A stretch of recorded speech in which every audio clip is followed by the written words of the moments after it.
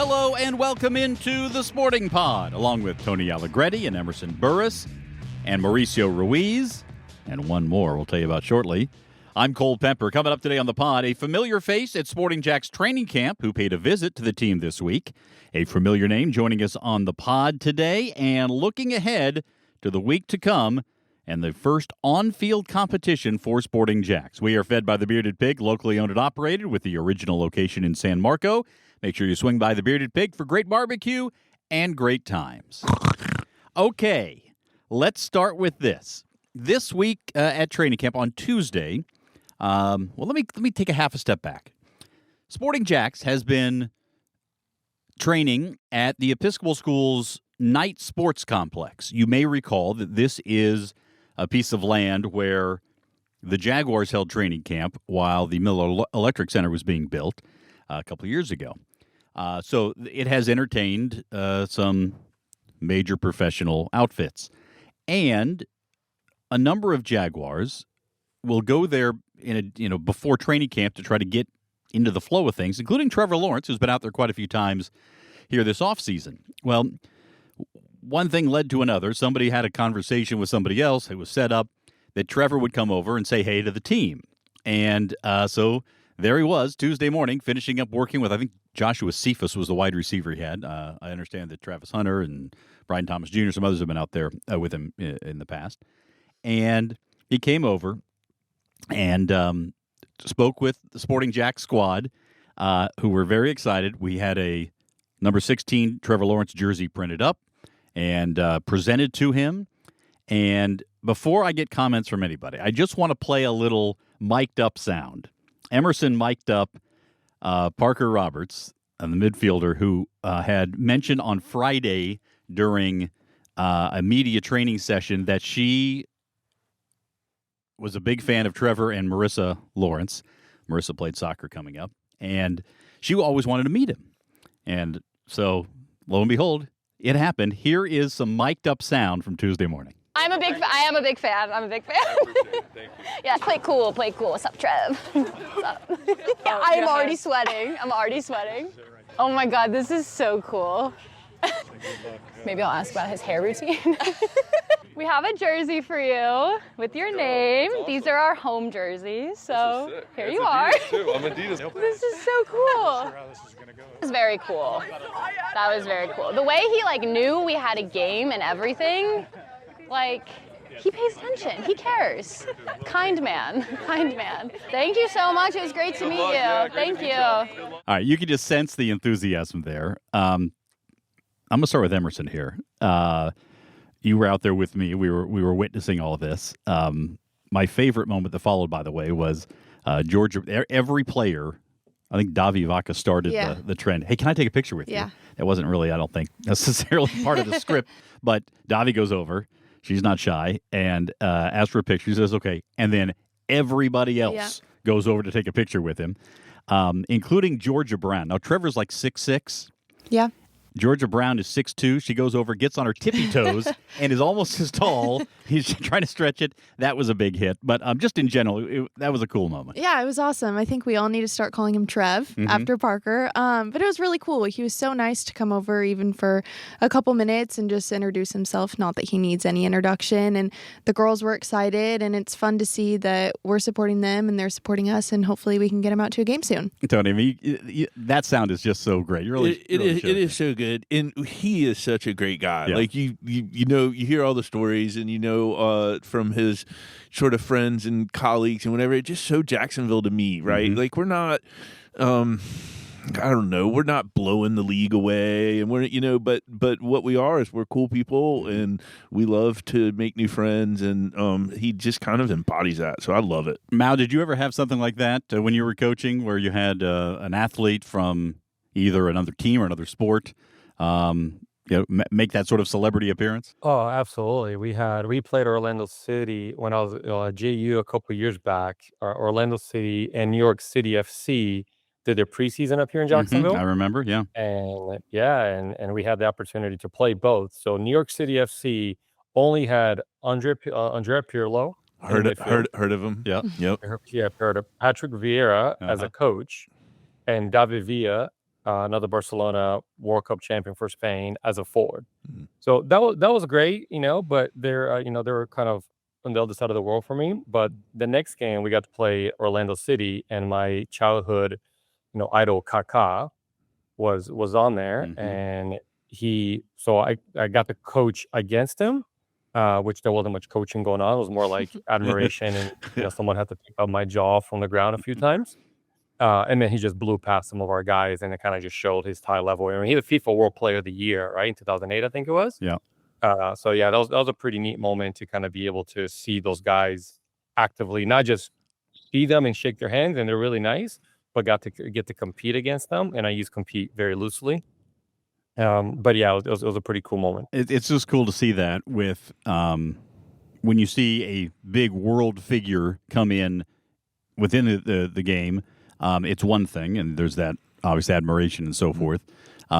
This is across town, and seeing Trevor come over, and I think we've all had. I knew Mal's example was going to be Kaká. Yeah, we've talked about that before, but I just love the giggle part of it, and when the other person's cool, it just makes it so it's almost life-changing. It's so, because I mean, for me, it was actually RZA I met from Wu-Tang at the Hodges Stadium. At that's Hodges Stadium. Cool. Okay. And my other favorite was Chuck D. Oh yeah. So Public Enemy #1. So I will say that, and I don't want to. This is going to sound like a sales pitch a little bit, but what the other level of what happened there is that representatives, players from the two major leagues in town. Jacksonville has been a one major league town for a long, long time with the Jaguars.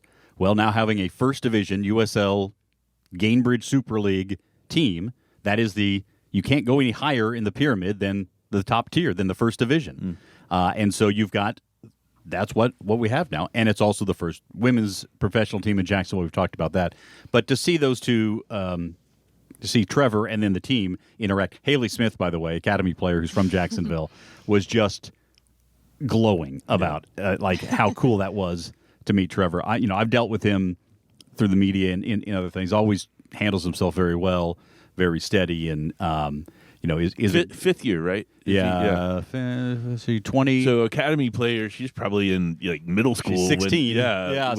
When he came to town. Exactly. Yeah. And he was being talked about because the Jaguars were so bad. Yeah. Will we be bad enough to get Trevor? Answer, yes. Yeah. With the #1 pick. So anyway, kind of a cool moment out at camp. And now we'll start looking here in just a minute. We'll look forward to what comes next. But I want to remind you that season tickets are on sale now for the Super League season. It is just around the corner, and the tickets are flying off the shelves, if we indeed have maybe virtual shelves. Reserve, club, premium, and field side seating are available. Those general admission tickets are starting to be scarce, so if you want to get your tickets, do so now. SportingJAX.com/tickets or call 904-863-KICK. With that, let us welcome in our special guest on the pod today. I'm going to let Tony. Do you want to make the introductions? Sure. This is your guest, but everybody's friend. Yeah, and I have the privilege and pleasure of working with our guest every Saturday. We conduct. He's our technical director at our clinics, which are all free on the north side, and we're in phase 3 of those clinics, and we're building. And one of the things that I love the most about this is we get to spend, because you drag out goals and you have to, really, pick up cones and drag balls out. And a lot of dirty work. Just a lot of sweaty Saturday work. But my favorite part is listening to stories. And this man, you talk about Division I and Major League. This man was connected with Jacksonville at the time's first top level pro team, which was the Jacksonville T-Men, and hearing stories from that era, but even more so from the perspective of early 80s and building programs here in Jacksonville. It's very similar in sort of my eyes is what we're doing on the north side, because this is new territory. So anyway, without further ado, let me welcome my friend and yours, Coach Mike Johnson. Hi, Mike. Thank you very much. It's a pleasure to be here. Looking forward to the next hour and telling some stories. So it's a 2-hour show. But one thing, just to kind of do a prompt here, and we did not practice any of this. So hopefully, that will for those of you who listen to the podcast, you'll be shocked that Tony didn't practice any of this. You know what? That seems personal, Cole. To be fair, you did send some topics that you wanted to that was cover. really nice. I did, yes. See? So, Mike, one of the things that I love talking to you about is those early days, like when you first started playing, some of the friends you played with, which are clearly lifelong friends because I've met some. Tell us a little bit about what soccer was like when your journey started here in Jacksonville. Well, to be honest, it's probably about 1977 when things started getting active. We were fortunate. I grew up on the west side of Jacksonville, which all areas of town at the time, there wasn't a lot of soccer, right? So you were lucky to even see a soccer field. But we were young kids, maybe 14, 15. We were fortunate enough to go to a very, very good junior high school program at Jeb Stewart, and it's now West Side. Things have changed. But we had a good coach. His name was Butch Casey. He's deceased now. God bless him, because he did a lot of good things. And I really have to acknowledge quite a few people back in that era. A guy named George Kennedy, who's also deceased, coached at Wake Forest, but was a Bishop Kenny High School coach. Jim Kane, he lives in the Panhandle. He's still alive. He was sort of my mentor. He taught at Bowles High School. And so those names were sort of the startup programs, the private schools. Everything else was sort of new. But we did have like a dynasty in junior high soccer, and we were sort of known for winning, and I think we won like 10 or 11 straight championships. The way it was back then, we were the west side. There was 2 high schools. It was Forest and Ed White. Ed White had a soccer program from the beginning. They actually played for a state championship, I think, back in 78 or 79. A lot of people don't know that happened, but they did. And they actually got to host the final at Ed White Stadium. They lost a close game to a Miami team who was dominant in soccer back then.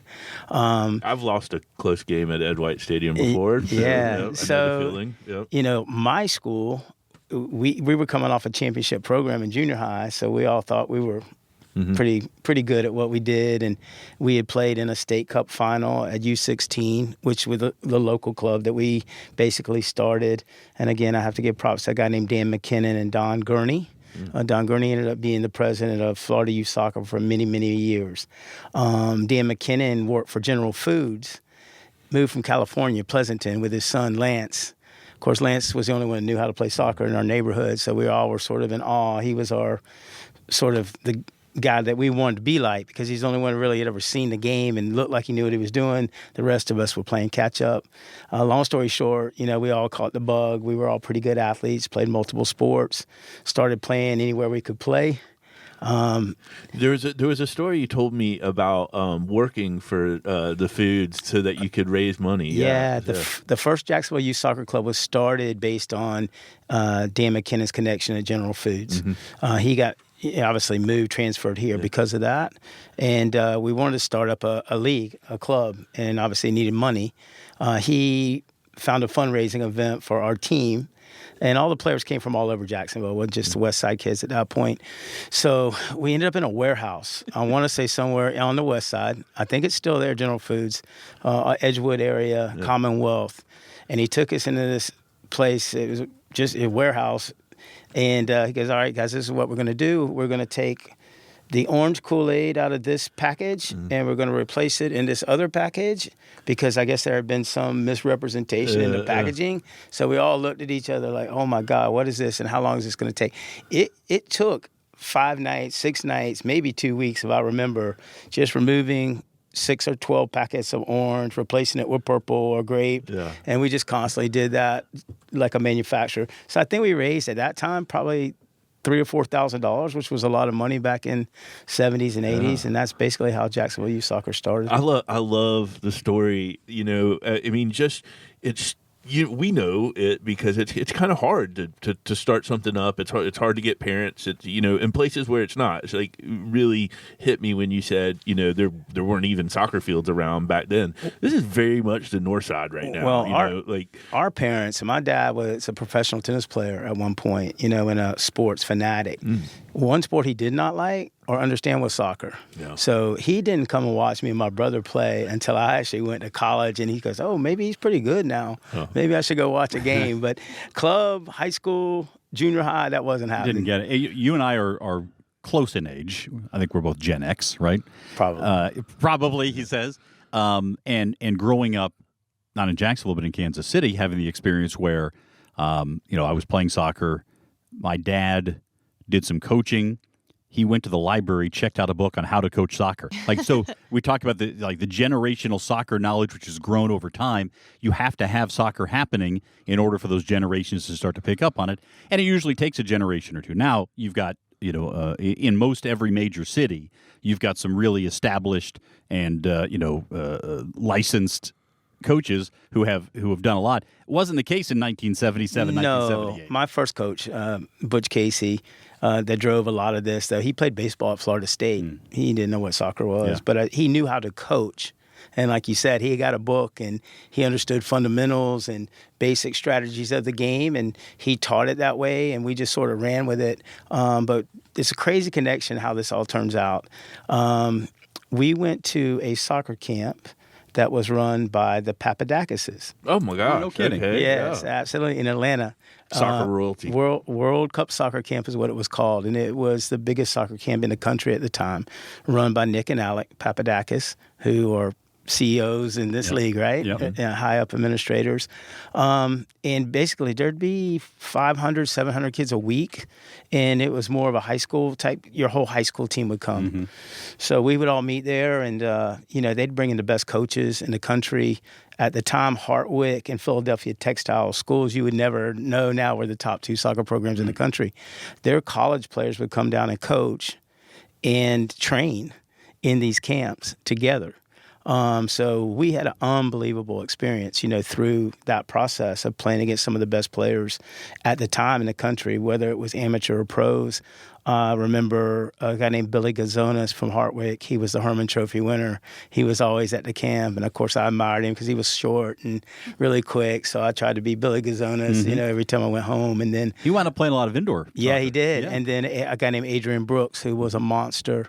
He played at Philadelphia Textile. He was the first big soccer player that I really saw. He was a massive, 6'2". Same thing. He won the Herman Trophy. So, for 2 or 3 years, we got to play 7 weeks of soccer with some of the best soccer players in the country. Tell me about your T-Men experience. Now, that was great because that was about 1980. I graduated from high school that year, so now I'm giving away my age for sure. Maybe Gen X. I also graduated in the 80s, I'll just say. Yeah, that's the last time I'm bringing that up. That's all right. So the T-Men, and I had to go back and do a little bit of my research too because they came here in 1980. They had a 4-year stint. The first 2 years they were in the NASL, which was the top league in the country. All the players at the end of their career, Pele, Beckenbauer, George Best even, they played in the Gator Bowl. Yeah. I mean, those guys were playing. Where it fed in for me is the training facility. There was no training facilities for soccer. Jacksonville University had the only soccer field back then. It was close to the stadium. So I attended Jacksonville University. My field was not a stadium training facility. It was down in the valley. And Cole probably remember the valley. It's now intramural fields, I think. It's not even a soccer field. But there was a big hill because my footprints are in that hill. We ran up and down a hill. But the T-Men trained there. So, again, that was the early stages. They couldn't afford a full roster. We would scrimmage with them. Dennis Violet was the coach at the time, and a guy named Noel Cantwell, an Irishman. And because we were allowed to train and practice with them, when school got out in April, their season was just beginning. They'd get some injuries or, guys couldn't train, so they wanted to go to the beach. Right, which a lot of them worked on their tan when they did training. But we were fortunate. That Coach Cantwell and Coach Violet said, all right, you're welcome to come out and train with the team. We'll put you in when we can, in the scrimmages. And that sort of went on for a couple years. Archie Gimmel came over, the great Scottish. Archie Gimmel? Yeah, of course, again, he was about my height, so it was, nice to see guys like that were successful in soccer. And again, he was at the tail end of his career and really came here. And I was talking to a good friend of mine who was goalie on that team, Peter Simonini, this morning. Told him that I was going to give him a shout out to the old team. And Simo ended up being the MVP of the league like 2 years later. And we're still in contact. With all those names. Yeah. That's got to be huge. Yeah, it was. Yeah, he was with a few I'd American. still be walking around the house. Yeah, like. he was the backup to Arnie Mauser when they first came here. Wow. And then he became famous for the tie games. They used to do shootouts. Yeah. And he was quick as a cat. His nickname was the Cat. So they would put Peter in for the shootouts only. It was the 35-yard breakaway, 1v1 in a 10-second. And he became the king of the shootout. Let me ask you to share with everybody. Tony knows this, but the atmosphere and the attendance at those games back in those days for the T-men was something. I mean, people, I don't know if they understand the following. I did look at the stat. The biggest crowd they had, I think they said, was around 17,000. Of course, in a big bowl that holds 75, 80,000. But it was, everybody was in the main bowl. So it looked full for us in soccer because we didn't know what to expect. So for that amount of people to be there at one time watching soccer back in that day was fantastic. Think about the percentage of Jacksonville's population at the time, which might have been, 300,000, 400,000 then. But you talk about passionate fans. They loved the team. They would come watch practices. They would come. They had support groups. They still do, I think, around the town. Actually, John Lignos, who was a defender on that team, he's on my Facebook page. And every time you guys post something with Sporting JAX, he gives a thumb up or the heart. And awesome. A few teammen still around. Nino Zek. I think Dennis Witt still lives in the area. Dennis played for several teams. Ringo Cantillo, who was a U.S. men's national team, born in Costa Rica, but one of the best players in the league. I've run into him in various places in Jacksonville, so he's still around. Obviously, I stay in touch with Peter Simonini. We're lifetime friends. We actually started a soccer camp together after his playing days here in Jacksonville. So I think I remarked to you one time, or I can't remember who, but about those crowd numbers, because they were averaging, I think the first year like 14,000, and then after that it was a little bit less. But the point was made to me that it was the only top level pro team. This is pre-JAGS, obviously. There was no other major league sport for you to support in Jacksonville. So, you think about Jacksonville fandom, that I think is really interesting. Yeah, I mean, there's still the city was built on soccer. Yeah, still paraphernalia out there. These guys, they love their time in Jacksonville. Even today, like I said, I talked to him on the phone this morning. He lives in Boston, and I run into Nino Zek. I mean, he's still a fixture around the fields, and he's a legend. And there's other guys, like I said. I mean, I was blessed to play in an exhibition game against Johan Cruyff. Wow. Jeez. Yeah. Wow. Also, Gerd Mueller, one of the best goal scorers of all time when he played for Fort Lauderdale. And a guy named Teofilo Cobeas, who was a Peruvian national team. He was one of the top 10 players of all time. Wow. And even Pelé rated him in the top 5. Wow, so that's great. It was a great experience, and I don't think that would have been possible without the team and any of those things without them being here in town. All right, well, the last thing here I want to ask you about is your involvement with the Sporting JAX Foundation clinics. You've been out in Arlington and at the KIPP Bold City High School. I've been out to several of these as well. First of all, you are in your element when you're doing that. But from your standpoint, what impact is being made? You know what? It's not even describable, to be honest with you. It's sort of come full circle for me. Obviously, starting as a young player with not a lot around, not a lot of resources, to be able, at the end of my career to give back, to start up a program like this and be involved with good people, and just see the impact that it's having on these young kids. I mean, everybody leaves with a smile on their face. It's not always possible with soccer anymore to do that. But in this instance, with what we're providing and what we're doing, I don't think anybody leaves there not feeling good, and wanting to come back and give back. Our volunteers have been unbelievable, whether it's the UNF girls, guys, JU girls, guys, my coaching friends in the community, other people that come out, my own son, they're like, this is awesome. By the way, I know that Zara Siasi, former UNF All-American, now Sporting JAX, was out for quite a few of those before she was signed to the team. Oh, yeah. She was, which just shows you sort of, that's that next layer of the heart impacting the community. Emerson, you were out this past Saturday at the clinic, the I'm In clinic, which is conceptually for middle school and high school kids who are trying to make the team. Others are welcome. What did you see out there this past weekend? I saw lots of smiles. I loved hearing from the kids. I interviewed 2 different girls, and they were cousins. One of them had played before, and her mom kind of threw her in this clinic again, and she started to love the game. And her cousin had never played soccer before, and so I said, "What are you expecting?" She said, "Well, I'm excited to play with my cousin, and I want to score goals." So it was just so fun hearing the different stories and how they've gotten involved and how they want to continue to grow their game as well. Yeah, it's been great. Well, Mike, thank you so much for everything you're doing for the soccer community, continuing to. I love so my first encounter with Mike is when he was coaching at JU, and I was doing some broadcasting over there, and I think we hit it off right away. Absolutely. Somehow. I don't know what the conversation was, but just two dudes, dudes. And when I saw him, I hadn't seen it for a couple of years, and then when we announced the team into the Super League at the River Club, Mike was there, and I was like, "Oh, this is great." And then Tony, you told me that Mike was going to be involved with the foundation and the clinics. Like this is the perfect. There are others, but Mike is a perfect kind of Jacksonville soccer lifer that we're privileged to be a part of what we're doing with Sporting JAX. We really are, and the just some of the inspirational storytelling and the high level, the volunteer squad that he's got out there coaching right now is so good. Great. And we are seeing improvement like week by week. Our student athletes are really balling right now. Some of the goals that you see on the videos that you guys put together, which, by the way, are phenomenal. Like, they send chills up your arms, and people that see it, they go, "God, this is unbelievable." But the goals that these kids are scoring are fantastic. The build-up in the play, 3 or 4 passes, and then they look up and then slotting the ball in the corner, and it's like, they do it every day.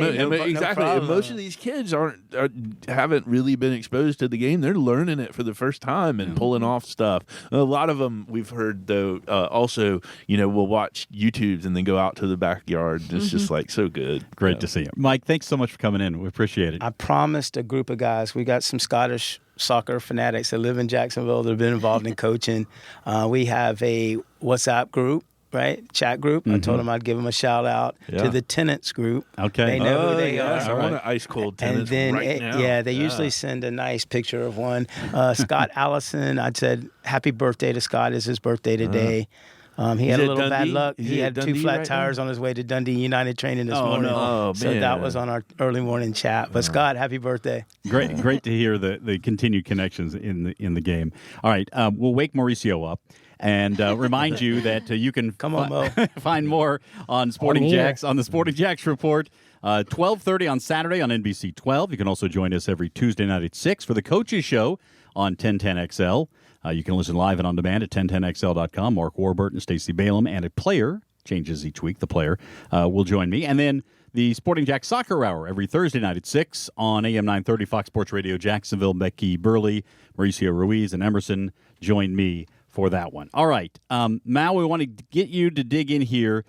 Tuesday, it's the first competitive opportunity for Sporting JAX, a closed-door session at Orlando Pride, the defending NWSL champions in mid-season, with some local connections, by the way. We'll get into that in a second. What's important at this point of the season, the first competitive opportunity for Sporting JAX? Yeah, it's definitely a test that it's coming a lot earlier than maybe anticipated, and I'm sure Orlando Pride will use a various different roster. As you mentioned, they're in mid-season, so there's a good opportunity for them as well to play maybe some players that haven't been as active, maybe are recovering or returning from injury. So I don't expect Orlando Pride to be at full throttle. For us and Coach Balaam and the coaching staff, it's really about what are your KPIs? Like what are you trying to look for from units to units? It's going to be tough to evaluate the entire game from a performance or even results standpoint. That's not the goal here. But when you start thinking about putting a team together, you start thinking about lines, you start thinking about relationships. So what does the forward line look like? How many times can they defend in unit? How many times can they attack in unit? How many goal opportunities and creations can they create? And then that same thing goes for every single line. And then you're looking for relationships. What are the players that have that chemistry together? They can understand one another, synchrony. So there's some KPIs in each position, in each unit. And then there's that kind of just the eye test. What does it look like on the eye test? We have a roster of a lot of young players that really haven't been exposed to this level of speed in the game against top-level professionals. So what does the eye test tell you? So this is really what coaching staff will be looking for in this first segment, as you mentioned, in the stage of the season, which is really not even a stage in the season. It's just the beginning. But what a challenge and what an opportunity for these players and his coach to just know where they are, which really is the top level standard for women's soccer in this country. The local connections I mentioned, the former Morgan Bryan, now Morgan Gautreau, is a midfielder there, and Carson Pickett, who, of course, from St. Simon or from St. John's Country Day. Morgan from St. Simon's, but came down. I think played at JFC for quite a while. Has a strong Jacksonville connection, so that'll be fun to see those two over there and see the competition. Hopefully, they'll get a chance to play against Jacksonville. That would be a nice little thing. But the fact it is a closed door, so there'll be limited information coming out of it. Emerson and I will be there, and we'll be looking for some moments, I think, more than anything. I'm really excited. I got to work the NWSL Championship last year, so I saw Orlando Pride up close and personal, and seeing Marta play, I mean, I don't know if we're going to be able to play against her, but she's just incredible, and Barbara Banda, they have a great team, so I think it's going to be a tough game for us, but it's also just going to be so exciting to get on the field and actually get some minutes and play and see what we can do going forward for this season. And I'll also say that if you look at the 5 preseason matches that Sporting JAX has on the schedule, they all offer different types of challenges. Survival is key. Well, I mean, there's a bit ambitious. Yeah, let me go through. So you've got the defending NWSL champs to start. So that's going to be a okay. test. So best in America. All right. Okay. Fine. So there's that. Great. Then it's University of Florida. So that should be a better opportunity for some of the younger players to be able to compete. Not bad. Then you've got the defending Scottish champions. Right. Hibs. Who are playing in the Champions League. Yeah. And then you've got Wrexham. And then you finish off with Lexington SC, who was at the bottom of the table last year, but have made a ton of roster changes this year for the Super League. So each of them will have their own flavor. We will be broadcasting the 2 home matches, and we'll be announcing those here soon. Hibs and Wrexham in that order on August the 2nd and August the 10th. So stay tuned for that information. But Mao, just in closing, give me from the coach's eye, what's important between the first and second preseason matches coming off of that Orlando Pride match? What do you want to see as a coach? Well, first of all, you want to make sure everybody's healthy going into the game and then coming out of the game. Healthy in preseason. Availability is your best ability. So make sure that you have availability of players going into what's going to be the start of the season in about a month or so. So make sure that everyone's healthy. You're counting everybody. But then you want to see growth. Right, they're going to take the Orlando Pride performance, they're going to evaluate, and they're going to give players now an opportunity to improve on what they've done. Or once again, talk about units. What do the center back units look like? Can they improve on some of the things that they were expecting them to be flawed? But you want to see growth, you want to see development in this period, which is why you have a month and a half of preseason with several different friendly games. So you want to be able to test yourself, but through the test, you want to see improvement. We're looking forward to improvement throughout the preseason and beyond. All right, this was a good one. Best podcast we've done all day, Tony. Yeah. Thanks for bringing Mike in. Mike, great to see you. Good to see you. Great to have you in. This was fun. Love the old stories. All right. We will urge you to subscribe and share this podcast with your soccer fan friends. That's how we grow the community around Sporting JAX, which is really the reason we're doing this. And so please do that. If you feel so inclined, leave a review or a comment. And I've got one last thing. And now is the time where Tony breaks format. So July 25th, which is a week from Friday, July 25th, at James Weldon Johnson Park. Yes, downtown. We got a massive kickoff party. You can meet the team. You can wish them well on their preseason exploits coming up. We've got beer and food and lots of fun. So please, right after work, head downtown. 8, I think we have. Yeah, 5 to 8, right in the middle of downtown James Weldon Johnson Park. Come on down and join us. Yes. All right. For Tony Allegretti, for Mauricio Ruiz, for Emerson Burris, for Mike Johnson, I'm Cole Pepper. Thanks so much for listening to The Sporting Pod.